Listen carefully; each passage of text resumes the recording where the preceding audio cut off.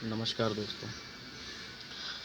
आज मैं आप लोगों के सामने लाइव इसीलिए हूँ और ये वीडियो मैं इसलिए रिकॉर्ड कर रहा हूँ ताकि एक आम नागरिक, आम जनता की आवाज़ आप सब तक पहुँचे, देशवासियों तक पहुँचे। बीते दिनों हमने बहुत सारी घटनाएं देखी, पर जो बीते दिन जो जवानों के ऊपर सुकमा छत्तीसगढ़ में जो हमला हुआ है, उसकी मैं कड़ी शब्दों में निंदा करता हूँ और दिल पर पत्थर रखकर ये चीज़ कहना पड़ रहा है कि आज जो हमारी सुरक्षा कर रहे हैं, हमारे देश के जवान जो हमारी सुरक्षा कर रहे हैं, आज उनकी सुरक्षा कौन कर रहा है? आज किसके हाथों में है? आज हमारे रक्षा करने वाले ही अगर सुरक्षित नहीं हैं, तो हम कैसे ये चीज़ मान सकते हैं कि हमारी सुरक्षा सही हाथों में है? हमारे देश के जवान अपना पूरा जी तोड़ मेहनत करते हैं, अपने घर परिवार को छोड़कर देश की रक्षा, हमारी रक्षा कर रहे हैं। लेकिन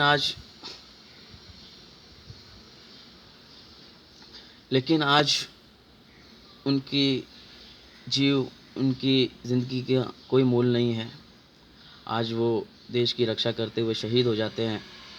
जिस तरह सुकमा में रेकी करके उन माओवादियों ने हमारे देश के जवानों को शहीद किया, ये बहुत ही निंदनीय पूर्व घटना है। इसकी कितनी भी निंदा की जाए वो कम है। आप और मैं उनके घर परिवार के लिए ज़्यादा कुछ तो नहीं कर सकते, बस उनके परिवार को लोग साथ दें। उनके परिवार को इस घड़ी में सभी लोगों की दुआओं की ज़रूरत है, क्योंकि किसी का बेटा, किसी का भाई, किसी का पति अगर इस दुनिया से छोड़कर चला जाता है, उनका साथ छोड़कर चला जाता है, तो उनके दिल पर बहुत ही बुरा असर होता है। उनकी ज़िंदगी बिखर जाती है। उनके घर परिवार वालों को सहानुभूति की ज़रूरत है, लोगों के साथ की ज़रूरत है। आज एक देशवासी होने के नाते, इस भारत का एक नागरिक होने के नाते, एक ज़िम्मेदार व्यक्ति होने के नाते हमारा फ़र्ज़ बनता है कि हम उनके परिवार के लिए दुआएं करें। और एक बात मैं कहना चाहूँगा, हमारे भारत के प्रधानमंत्री जी माननीय श्री नरेंद्र मोदी जी से आप जो बात करते थे, हम सर्जिकल स्ट्राइक करेंगे, हमने पीओके में घुसकर सर्जिकल स्ट्राइक किया, पाकिस्तान में घुसकर मारेंगे। मोदी जी, क्या आपको ये नहीं लगता कि हमारे देश के अंदर जो सबसे बड़े माओवादी उग्रवादियों का संगठन है, उसका खात्मा करना सबसे पहले ज़रूरी है? हमारे देश में ही इस तरह के अगर आतंक फैल रहे हैं और हमारे देश के ही लोग इस तरह से आतंकवादियों को आगे समर्थन दे रहे हैं, माओवादी उग्रवादी क्या है? ये हमारे देश में होकर भी हमारे देश के खिलाफ गतिविधियों को समर्थन दे रहे हैं, उनका साथ दे रहे हैं। आज आप देख रहे हैं, काफ़ी दिनों से सबने देखा होगा कि गौ रक्षा के नाम पर लोग आम आदमी को, एक आम इंसान को मार रहे हैं। गौ हत्या बुरी बात है, इसका समर्थन नहीं कर रहा हूँ, मैं भी एक हिंदू हूँ। गौ हत्या एक बहुत ही निंदनीय बात है, इसकी निंदा होनी चाहिए, इस पर कार्रवाई होनी चाहिए, लेकिन संवैधानिक तौर से इसका एक रास्ता निकालना चाहिए। आप सभी लोगों को ये बताना चाहिए कि कानून अपने हाथ में ना लें। हमारे देश में अगर हमारे लिए कानून बना है, तो कानून के हिसाब से इसमें कार्रवाई होनी चाहिए, ना कि कोई ग्रुप गौरक्षा के नाम पर किसी इंसान को मारे, भले ही वो गलत क्यों नहीं हो। हमारे देश की रक्षा करने के लिए हमारे जवान हैं, हमारे पुलिसकर्मी हैं, इनको आप बताइए। अगर आपको कहीं भी ऐसा शक हो रहा है कि ये गौ तस्करी हो रही है, गौ हत्या का आपको कहीं भी लगता है कि इसमें गौ हत्या होने के आसार हैं, तो आप पुलिस को बताइए। आपके पास कानून है, अधिकार है, तो अधिकार का सही इस्तेमाल कीजिए, ना फिर कानून अपने हाथ में लीजिए। हमारे देश के सुरक्षाकर्मी आज जी तोड़ मेहनत कर रहे हैं।